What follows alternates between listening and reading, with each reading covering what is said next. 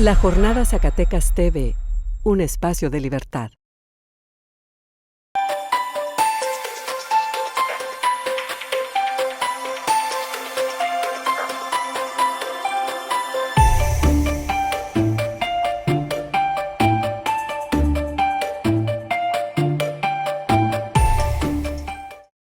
Sean bienvenidas amigas y amigos a su programa Sinergia. En esta ocasión estaremos hablando sobre la agenda de los derechos humanos en Zacatecas.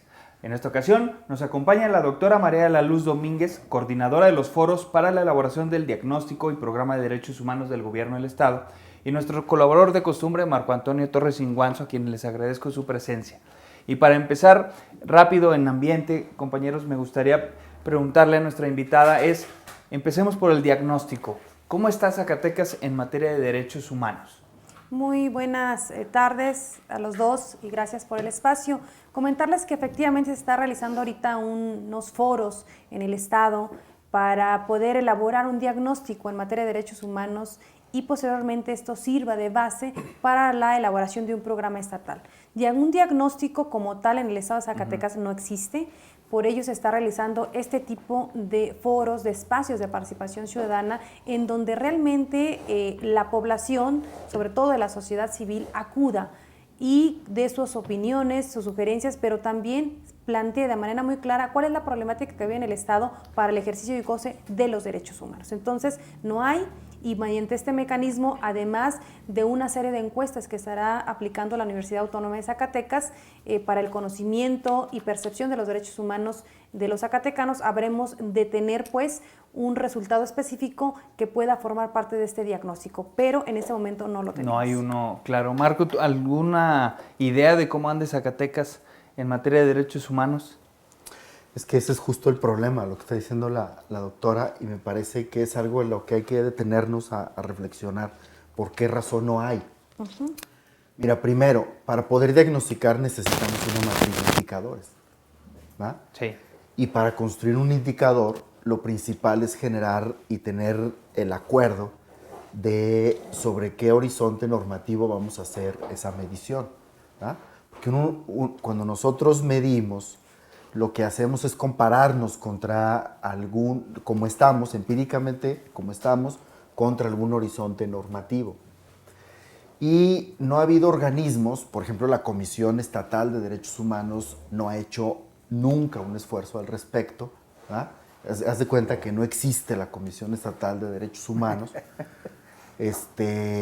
No tiene informes no tiene informes temáticos, ¿va? Que nosotros pudiéramos decir que diagnostique cómo están los grupos vulnerables en Zacatecas, que haga estudios al respecto, ¿no? Tienen informes de actividades y lo más que hacen es registros de quejas. Punto. Sí, eso no es un tuvieron indicador. tantas quejas, se resolvieron así, Y no hay tantas recomendaciones. Y hay años al respecto. Más o menos en el 2008 es cuando la Oficina para el Alto Comisionado de la ONU para Derechos Humanos construye una matriz de indicadores y de manera muy inmediata en México le toman la palabra en el DF. En el Distrito Federal han llevado como la ventaja, como la vanguardia en el tema y han podido construir incluso la experiencia y las propuestas de la propia Comisión del DF fueron importantes para la propia reforma constitucional. Que eso en algún momento lo tendremos que comentar, la importancia que tuvo la modificación de ese artículo primero de la Constitución. Pero ahora pues la cosa que me parece a mí importante aquí es ver cómo y qué trascendencia va a tener y qué tipo de programa se tiene que construir en Zacatecas para la protección y la garantía de los derechos humanos, ¿no? Creo que por ahí es donde está la pregunta fundamental. ¿Qué tiene que hacer ahora Zacatecas para hacer algo realmente interesante que valga la pena en materia de derechos humanos? Sí. ¿Y qué significa? O sea, ¿qué tipo de reforma tiene que hacer? ¿Pero se ocupa reforma o realmente ya es la voluntad política? Digo, porque es una cuestión que ya está en la Constitución y hasta ahora se viene retomando el tema de los derechos humanos en los distintos gobiernos, ¿no? No solo en Zacatecas, sino a nivel nacional no hay esta cultura de los derechos humanos. Pero más o menos, ¿usted cómo ve cuáles serían los pasos a seguir para que en Zacatecas se vaya virando en el sentido de que los derechos humanos no solo sea la comisión, irte a quejar porque te agarraron los policías, sino todo lo que representan los derechos humanos? Política pública, ¿no?, en materia de derechos humanos. Bueno, en materia legislativa ya existe la armonización de la reforma constitucional federal de junio de 2011, que establece todo este nuevo paradigma de los derechos humanos, y que fue uno de los cambios más trascendentales de la Constitución Política de los Estados Unidos Mexicanos, y dicen algunos juristas que es la más importante después de su emisión en 1917. Sí, sin duda. Esta gran reforma en Zacatecas ya ha sido armonizada, su servidora y los diputados de la legislatura anterior armonizamos la Constitución local y también la Ley de la Comisión de los Derechos Humanos en Zacatecas.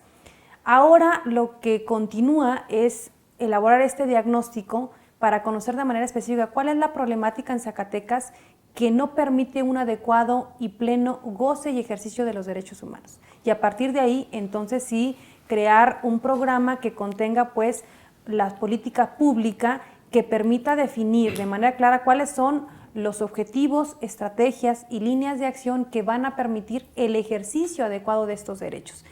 Y entonces se tiene que trascender pues a que haya una planeación democrática del desarrollo con una perspectiva de derechos humanos, que haya un presupuesto de egresos del Estado con perspectiva de derechos humanos y luego también en los municipios la haya, de modo tal pues que no solamente sea un programa de manera concreta o aislada, sino que exista una política pública transversal que pueda realmente incidir en el ejercicio público y que esto lleve como consecuencia que los ciudadanos puedan ejercer plenamente sus derechos a la educación, a la salud, a la alimentación, al acceso al agua potable, etc. Entonces, es un tema de manera integral que debe ser atendido en esa perspectiva, y que ciertamente hay muy pocas bases, no solamente en Zacatecas, en los estados, porque finalmente este tema es reciente en su aplicación en México. Pero obviamente este tema ha sido impulsado en otros países y por las mismas organizaciones internacionales de manera reiterada. Sí. Pero bueno, nuestro país se había quedado rezagado simplemente en la Constitución. Se decía, se otorgan garantías individuales, y el gran cambio se puede resumir en que ahora se reconocen como derechos humanos a los mexicanos tales, tales y tales. Sí. Es que ese es el problema, ¿no?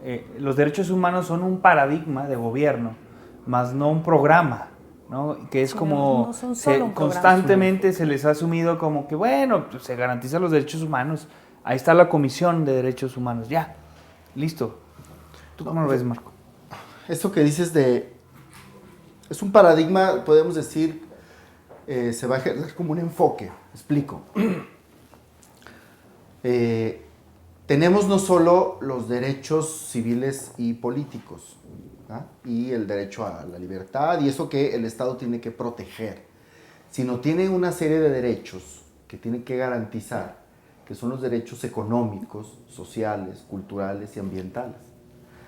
Esto significa que el Estado ahí tiene que construir un tipo de política pública, hacer algo, garantizar es hacer algo, ponerse en activo, en positivo, para hacer que todos los niños tengan y los jóvenes tengan derecho y acceso a la educación, que tengan derecho a la salud, a la protección social, etcétera, sí, al empleo. Fíjate, eso es un derecho humano. De tal manera que para hacer eso le pone un enfoque a todo lo que hace el Estado. Todo lo que hace el Estado es para cumplir derechos, no solo ayudar a la gente, sino cumplir derechos. ¿Eso qué significa? Que garantizar los derechos humanos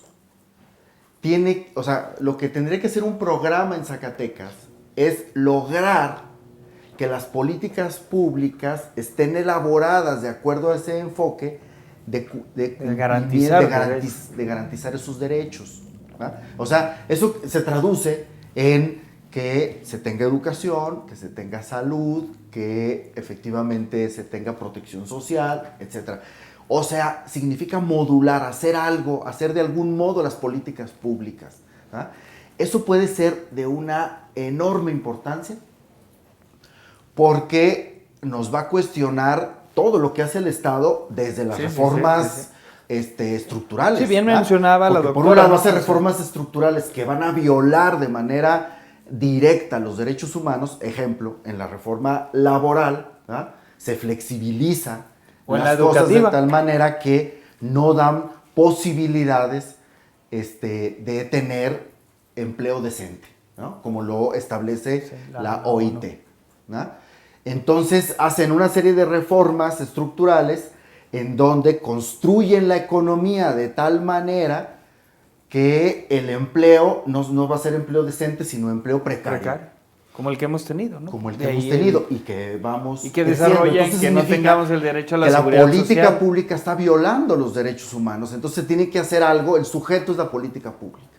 Así es, y los presupuestos, como decía la doctora, ¿no?, son desde ahí, con ese enfoque, ¿no? El asunto es a ver, ¿qué es lo que puede ocurrir?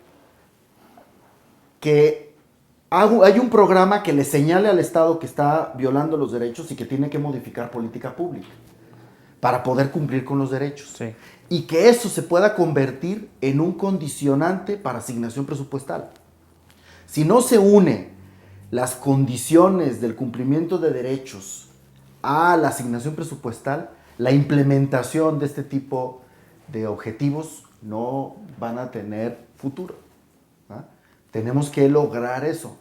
De tal manera que en Zacatecas se tiene que generar un programa que vigile algún organismo o algo, que vigile, que esté observando, evaluando técnicamente por qué razón cierta política no está cumpliendo con su objetivo en enfoque de derechos, y que se le diga al legislativo, este programa está incumpliendo su objetivo de derechos, ¿verdad? Se le tiene que condicionar presupuestalmente para que siga y corrija las cosas. Pero para eso necesitas una clase política que entienda el concepto de derechos humanos, ¿no? E incluso una sociedad. ¿En eso cómo andamos, doctora?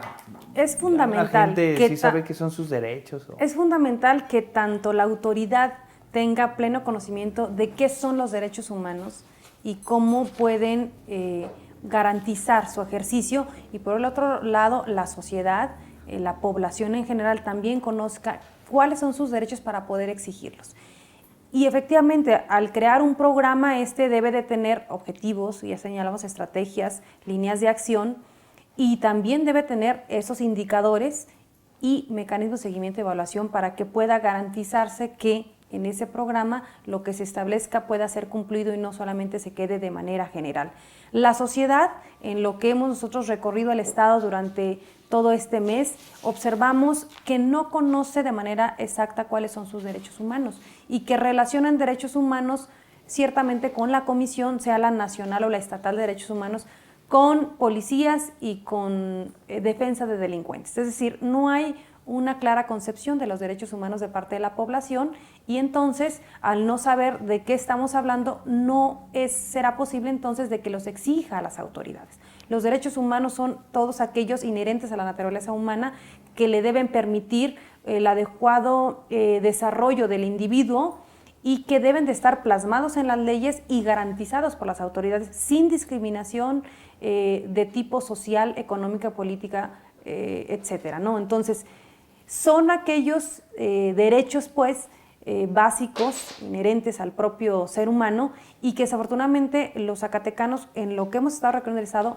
pues no tienen claridad en el concepto, y pues entonces tampoco podrá tener claridad al momento de exigirlos. Ese es un tema fundamental. Se requiere de mayor difusión para poder construir una verdadera cultura de derechos humanos en el Estado. Y en Zacatecas, ¿por qué hubo bueno, no solo en Zacatecas, sino en México? ¿A qué se debió este atraso en este concepto de derechos humanos, doctora? Hay muchas razones, sin embargo, una fundamental es que desde nuestro marco jurídico fundamental, que es la Constitución Política de los Estados Unidos Mexicanos, desde su expedición en 1917, se apostó por una doctrina jurídica y por una corriente jurídica, mejor dicho, fue el positivismo. Entonces, esta corriente jurídica establecía en la Constitución que los derechos humanos, o en ese momento las grandes individuales, eran las que otorgaba el Estado, y no solamente su labor era reconocerlas, como sí lo ha hecho la corriente justnaturalista. Esa lucha que estuvo desde la Constitución de 1857, llega la de 1917, y como esa fue la corriente jurídica que prevaleció al interior de la Constitución, entonces desde ahí se viene arrastrando pues cómo no empezaba y no se dio y no floreció esta cultura y esta ambición. Llega esta reforma de 2011 y cambia de manera específica para que se establezca desde el texto constitucional que el Estado mexicano reconoce los derechos humanos y no los otorga, porque finalmente los derechos humanos no pueden ser otorgados por ninguna autoridad o por ningún Estado, simplemente tiene que reconocerlos y garantizar su pleno ejercicio. Creo que desde ahí es una de las problemáticas, y al pasar tantos años pues ha sido complejo que se construya esa cultura, y a partir de ahí pues que los propios ciudadanos pueden exigirlo de manera puntual. Sí, no fue a raíz de los acontecimientos, por así decirlos, desde el año 2014, ¿no? Con el descubrimiento de los ataques en Tlatlaya, que están entre que sí fue una ejecución de la parte de los militares, después la desaparición de los normalistas y este cúmulo de casos de violaciones de derechos humanos que vinieron en la intervención directa de la Comisión Interamericana de Derechos Humanos. ¿No fue a raíz de eso que empezaron a empujar y que el gobierno reacciona, o ya estaba? Bueno, lo que pasa es que la reforma constitucional viene desde junio de 2011, y para poderse haber aprobado esta reforma constitucional, pues se vino de un proceso más anterior. Sin embargo, bueno, la presión de estos organismos internacionales sí es a raíz de los casos que tú comentas, pero me parece pues que es un poco más anterior, y que la Suprema Corte de Justicia ha sido uno de los mayores impulsores en esta materia, pero también hay casos que a nivel internacional se han resuelto, que han significado de manera importante para poder echar a andar toda esta dinámica, ¿no? Marco. Sin duda ha sido la mirada internacional quien está empujando a la implementación de estas cosas reforma. Que ya están, porque el problema no es de la reforma constitucional del 2011, la del artículo primero, y lo de la ley de amparo. La ley de amparo, ¿no? La reforma sí. a la ley de amparo. Que si tú ves las consecuencias de eso es maravilloso en términos jurídicos. Es un gran avance, ¿no? En términos jurídicos yo me siento agraviado en mi derecho social, incluso de educación o de empleo, puedo ir a la autoridad jurisdiccional. A la autoridad jurisdiccional. Eso es, digamos, jurídicamente es un avance. El asunto es que el estado de violación de los derechos humanos en México es tan grande y tan potente, esto que ya ha podido documentar, fíjate, cosas como estas. Son centros de derechos humanos los que han podido documentar y hacer los estudios más importantes sobre derechos humanos de México, y no las comisiones.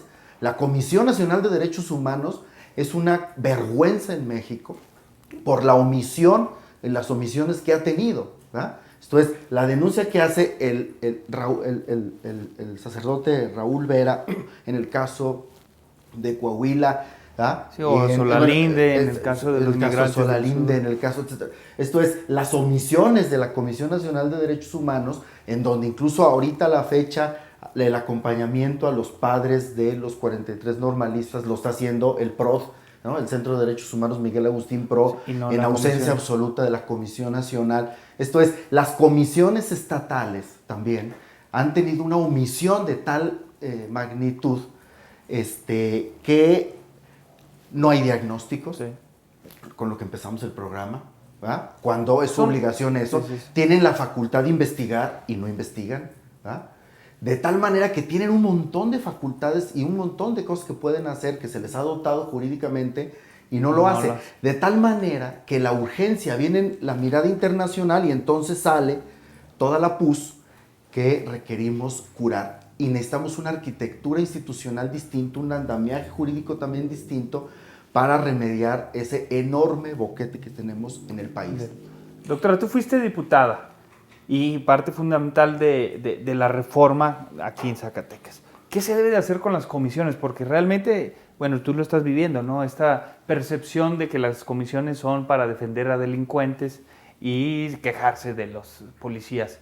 ¿Qué se debe de hacer para que cumplan su labor de garantes de los derechos humanos? Bueno, en primera instancia yo creo que sí han sido organismos que han venido pues a atender el tema de derechos humanos, que quizás falte mucho más acción.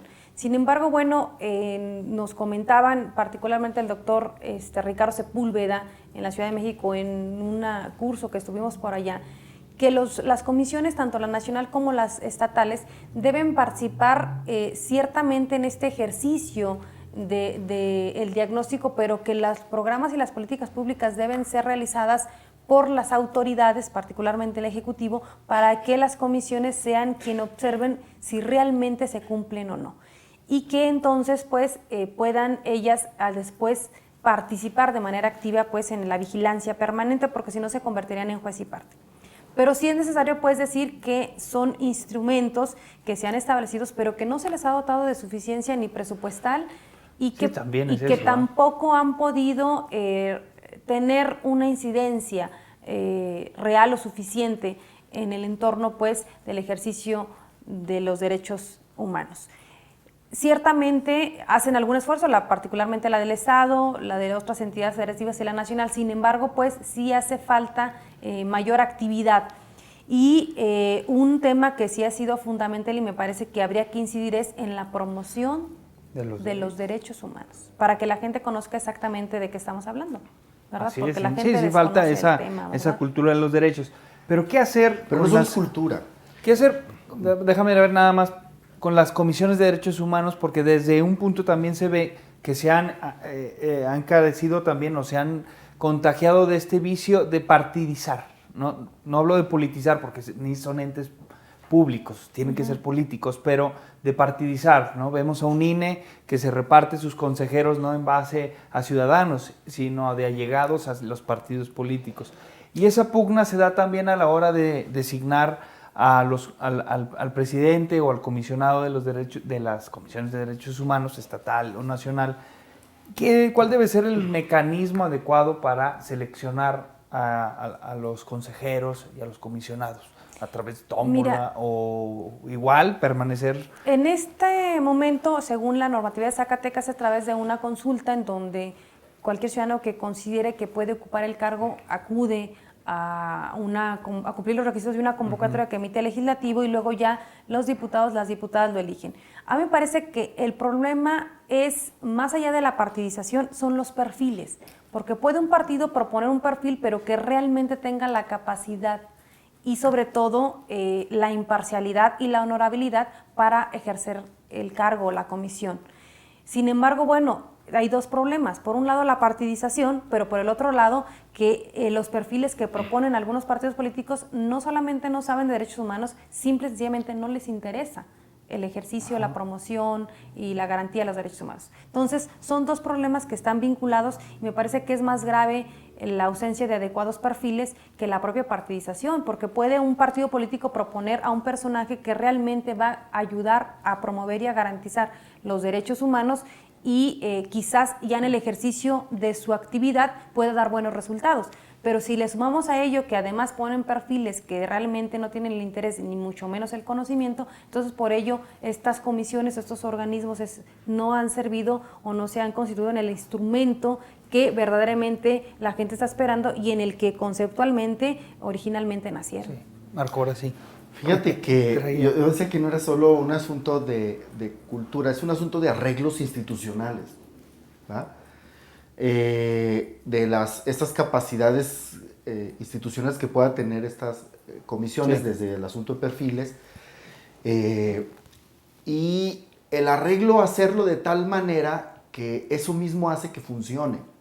Hay que preguntarse, ¿por qué razón un centro, no una comisión, un centro de derechos humanos como el PROD, el Agustín Pro, sí, el Agustín Pro, que tiene mucho menos acceso a recursos que el Estado, ¿verdad?, está haciendo lo que está haciendo, ¿no? Cuando uno se asoma a ver lo que está haciendo el PROD y cómo lo está haciendo, es una cosa maravillosa. Yo no sé cómo le hacen para hacer tanta cosa.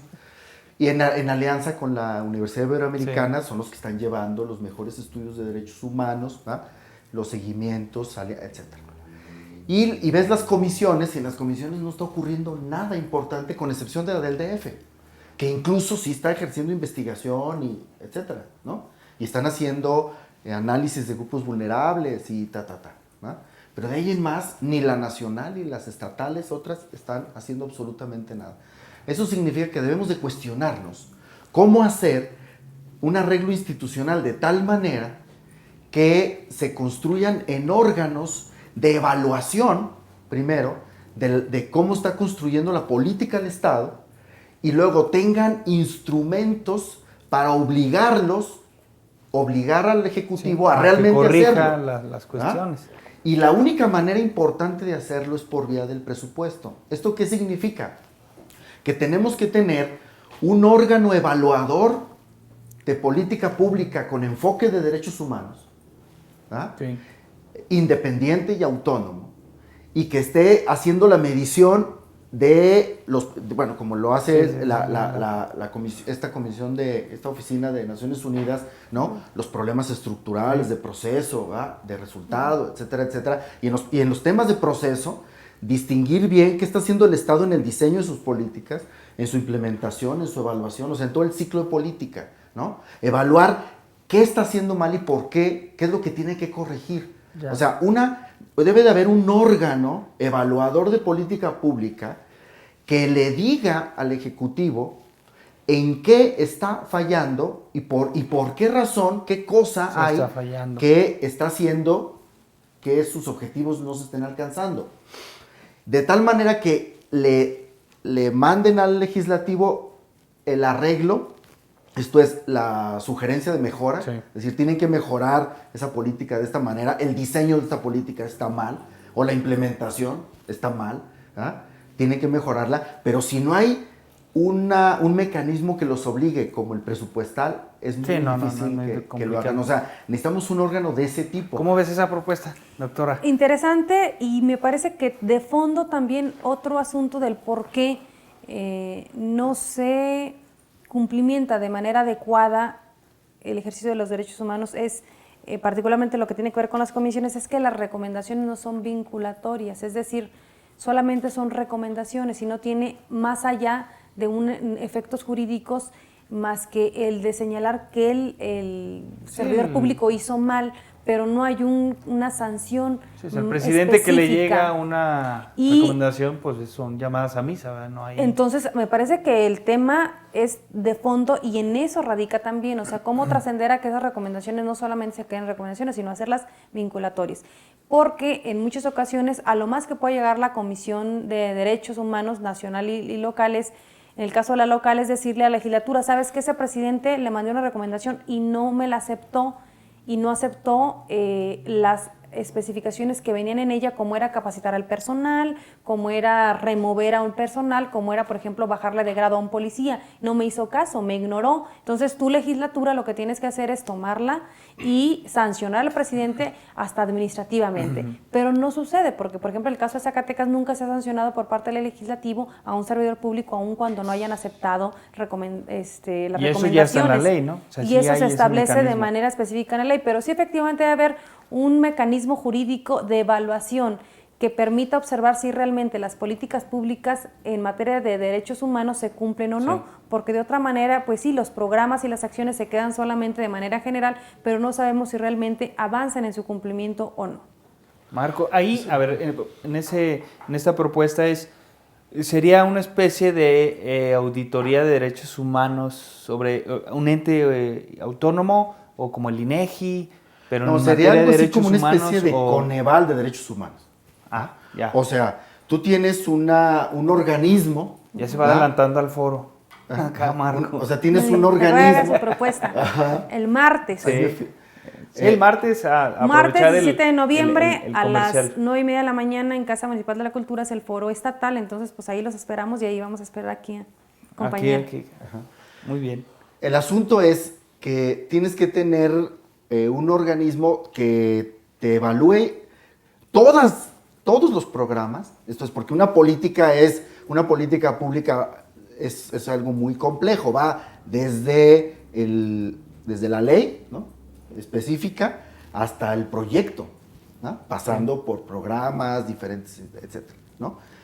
De hecho, en México todavía no logramos gobernar por política, ¿eh? Seguimos gobernando por programa. ¿Qué tenemos que hacer? un organismo que va a vigilar y evaluar el enfoque de derechos humanos en toda la política pública que hay. ¿Ah? Ya te voy a poner un ejemplo. Exacto. Te voy a poner un ejemplo.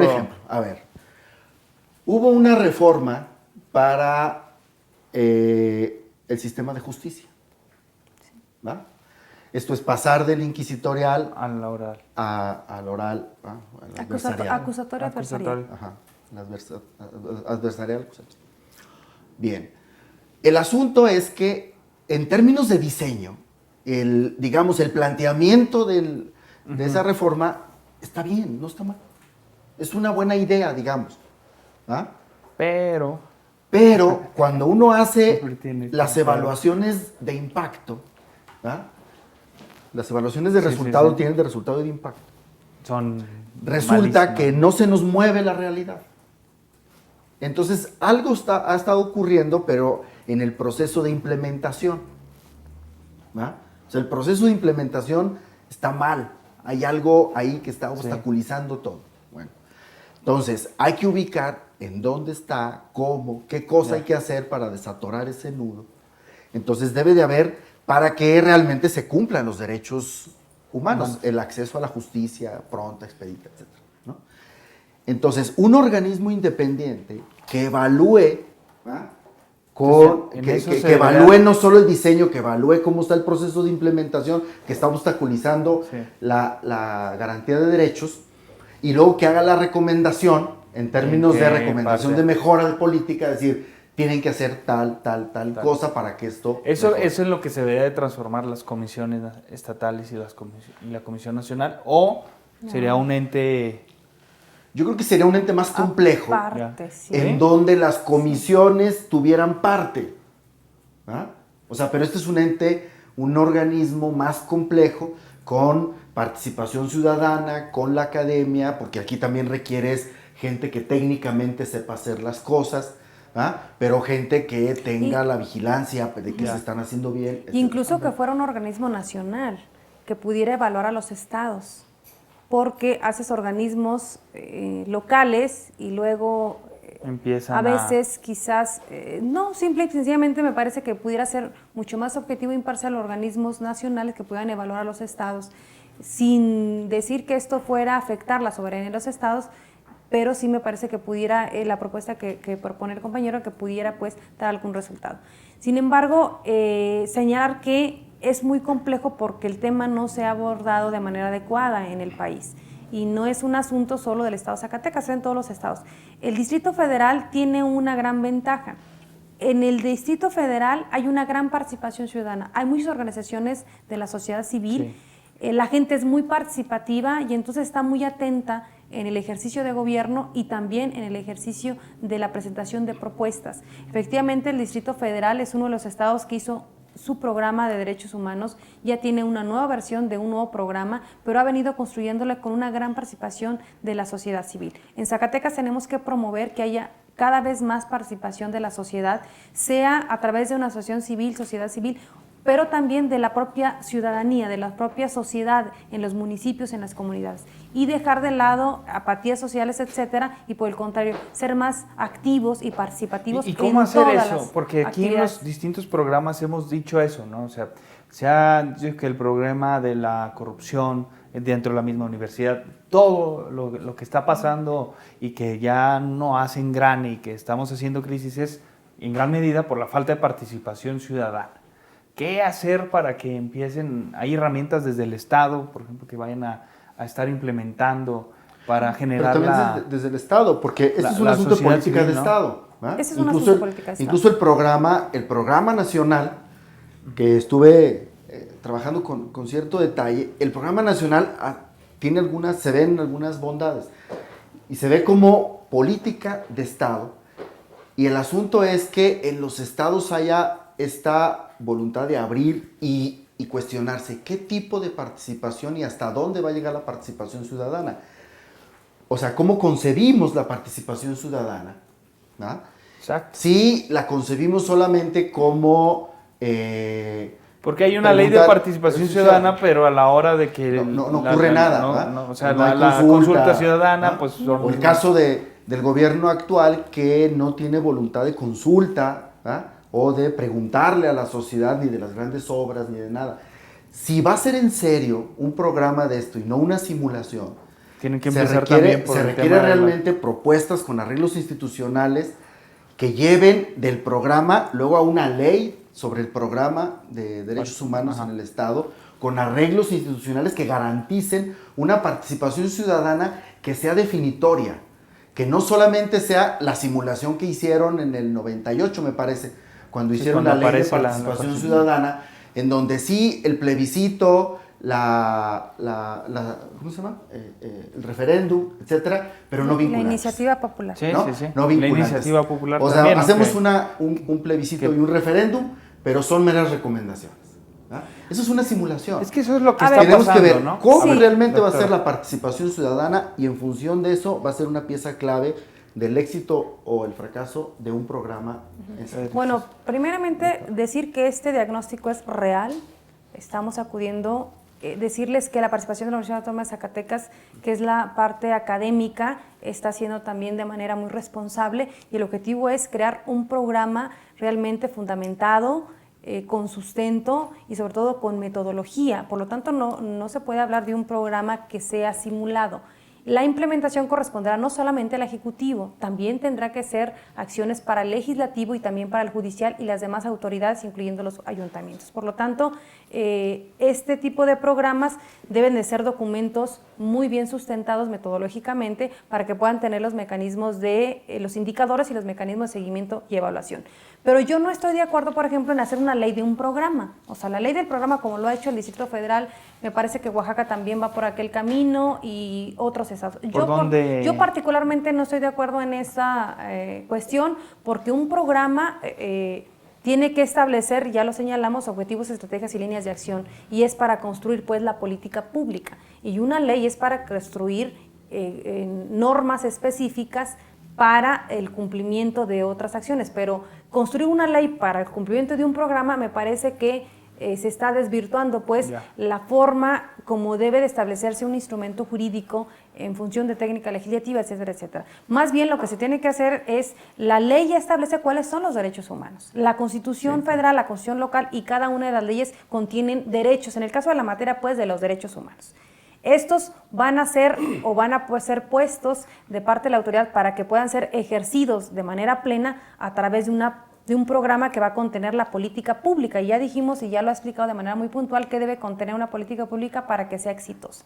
Pero yo, por ejemplo, de manera particular, no concibo de manera adecuada que hagas una ley de un programa. Más bien, la ley fortalécela de manera específica en la parte sustantiva del derecho en sí, y luego en el programa crea la política pública para que se pueda implementar de manera efectiva ese derecho. Sí. Y decir que efectivamente la ley de participación ciudadana en Zacatecas, al igual que en otros estados y a nivel federal, es muy escasa. Sí debe haber pues mecanismos de participación ciudadana que sean efectivos, y para ello tenemos que empezar con los instrumentos legislativos o normativos adecuados. Sí se requiere una reforma integral, pero en el país, no solamente en Zacatecas. No. Respondo a la inquietud de la doctora. Se elaboró una ley de desarrollo social en el país para darle origen al Coneval, y en la propia ley se hace obligatorio y dice qué indicadores y qué metodologías van a usar. ¿Ah? Dice, vas a usar no cualquier metodología, sino estás obligado, o sea, es meterlo a la ley es para obligar al funcionario a hacerlo.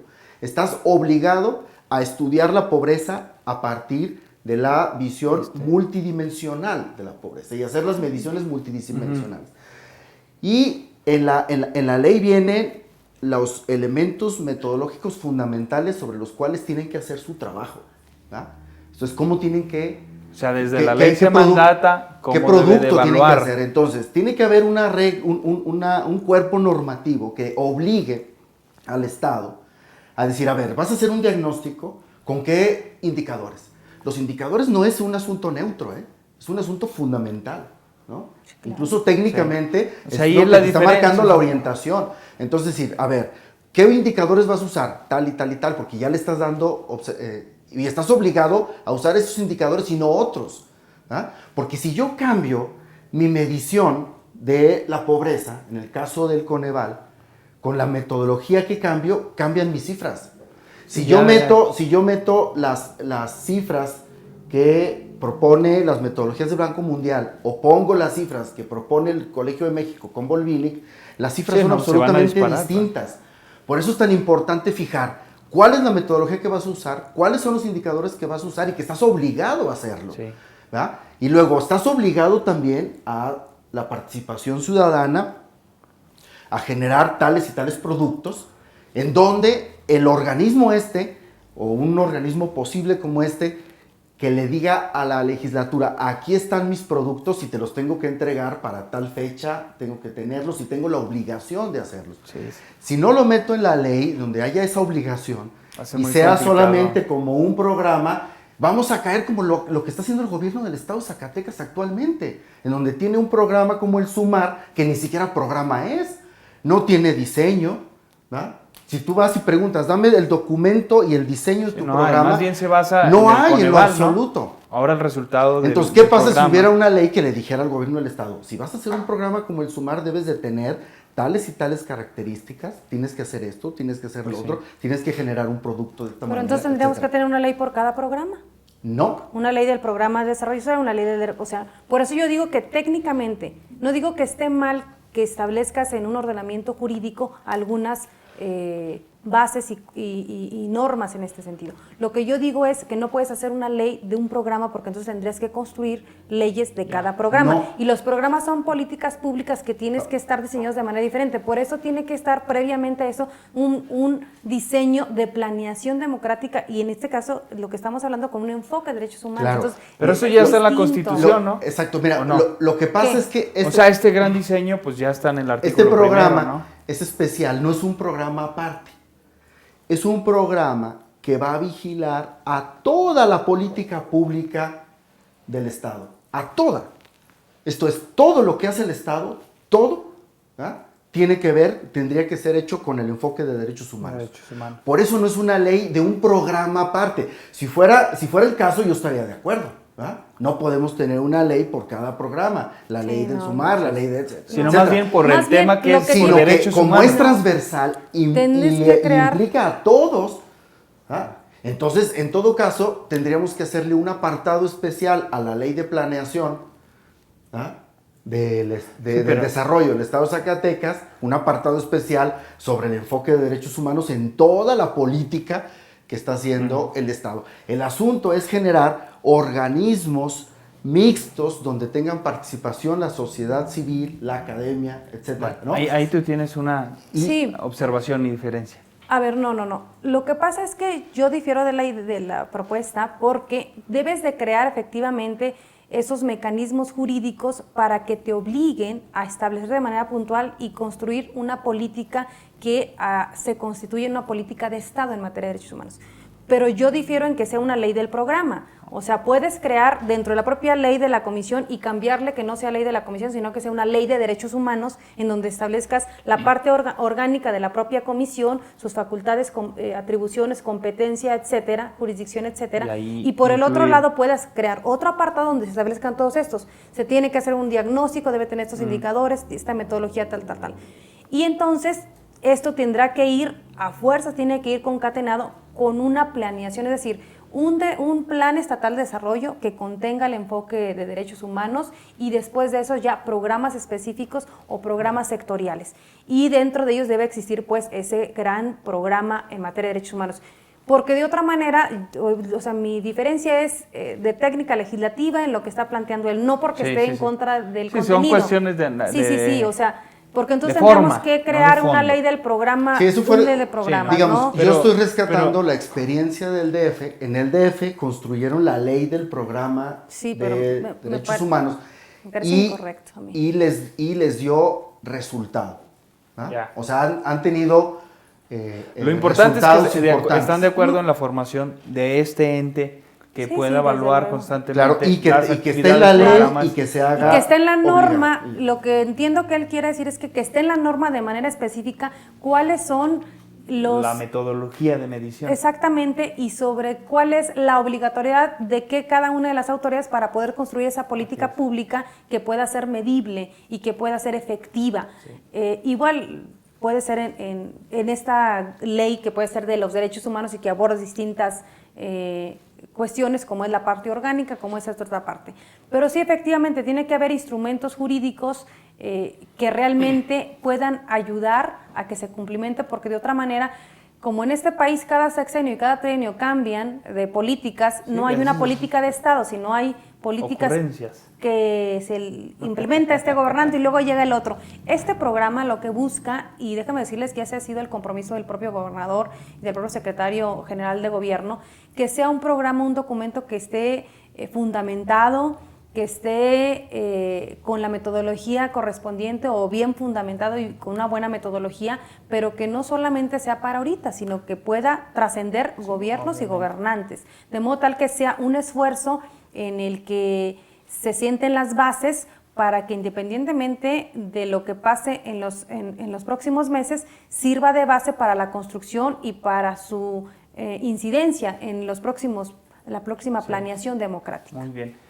Pues vayan a los foros, va a estar bueno las contribuciones, y me gustaría terminar el programa con una última pregunta, ¿qué debe hacer Zacatecas más allá de lo institucional, de los esfuerzos que haga el gobierno, el legislativo, para adoptar y proteger y ser garantes en un futuro cercano de los derechos humanos? Marco, para concluir con nuestra invitada.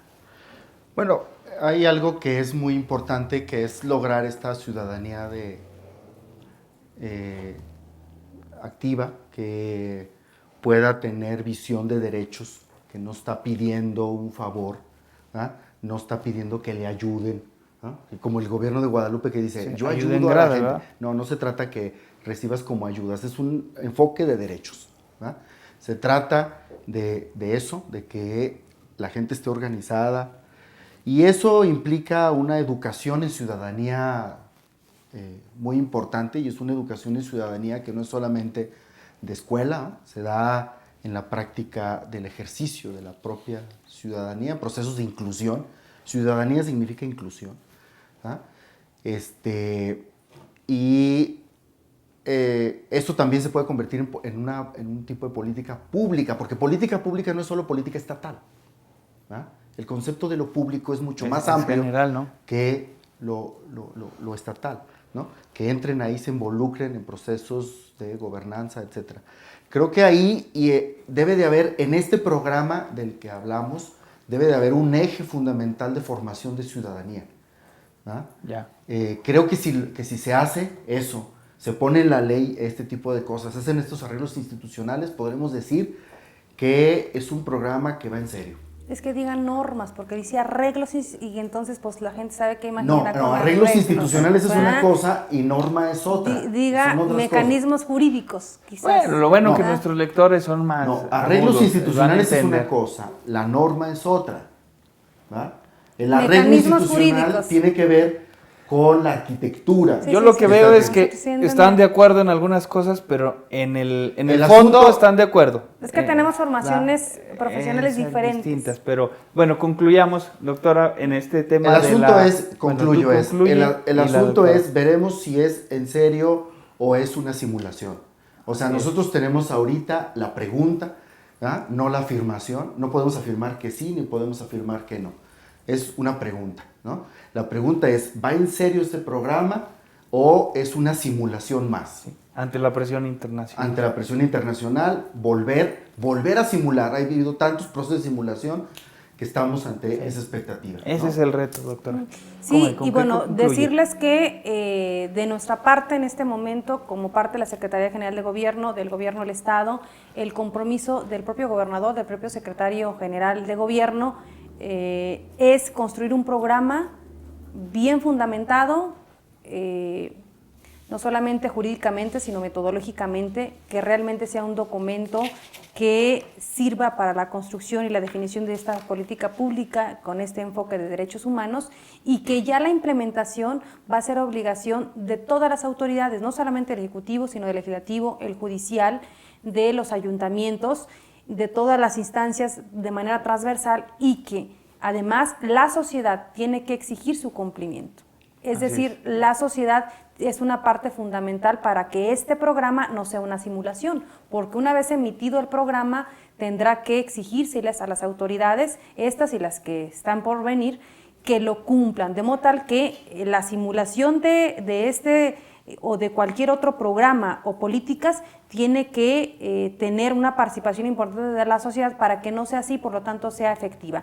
Y finalmente decirles que ha sido una experiencia muy importante el estar visitando todos los municipios. Estuvimos en Concepción del Oro, estuvimos en Sombrerete, en Loreto, en Jalpa, Villa de Cos, Fresnillo, Jerez, y el día de hoy fuimos a Río Grande, en donde en todos hemos tenido una participación muy interesante y muy nutrida de ciudadanos, de estudiantes, de docentes, incluso de gente que se dedica al comercio, y todos están aportando de manera específica con su propio lenguaje y con sus propias formas de cuál es la problemática que está viviendo su municipio y cómo proponen ellos se pueda cambiar para asegurar el cumplimiento y el ejercicio de los derechos humanos. Y rápidamente, si me permite, claro decirles, por ejemplo, en Sombrerete, uno de los temas fundamentales es el acceso al agua potable suficiente y de calidad, porque aquella región minera pues va generando pues que cada vez haya menos agua accesible.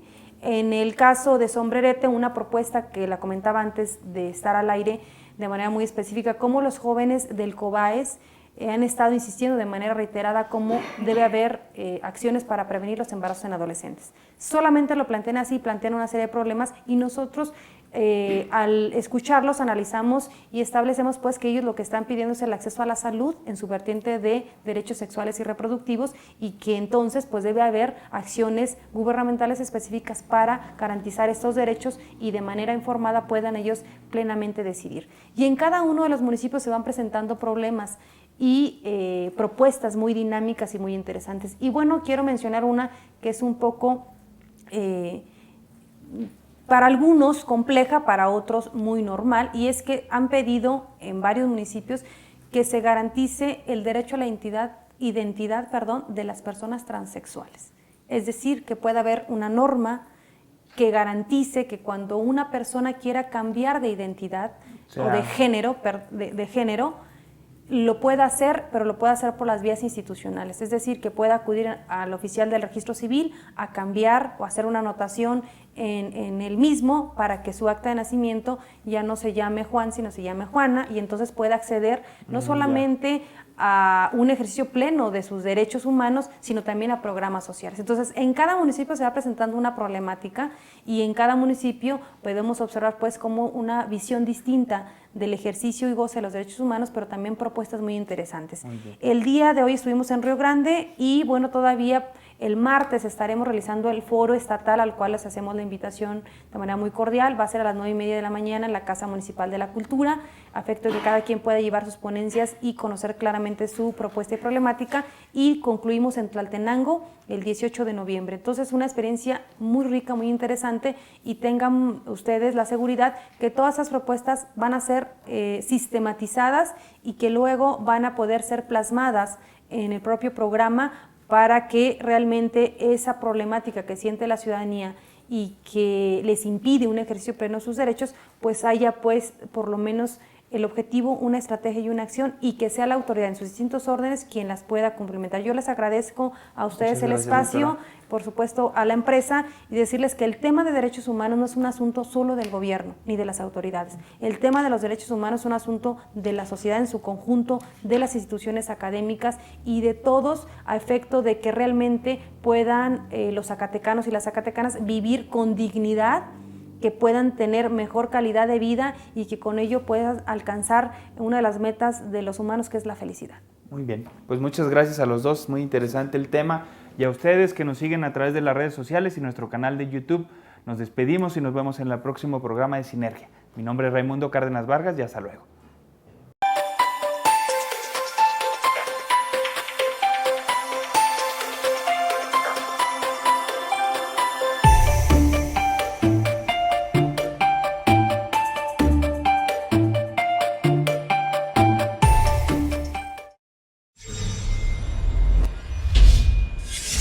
La Jornada Zacatecas TV, un espacio de libertad.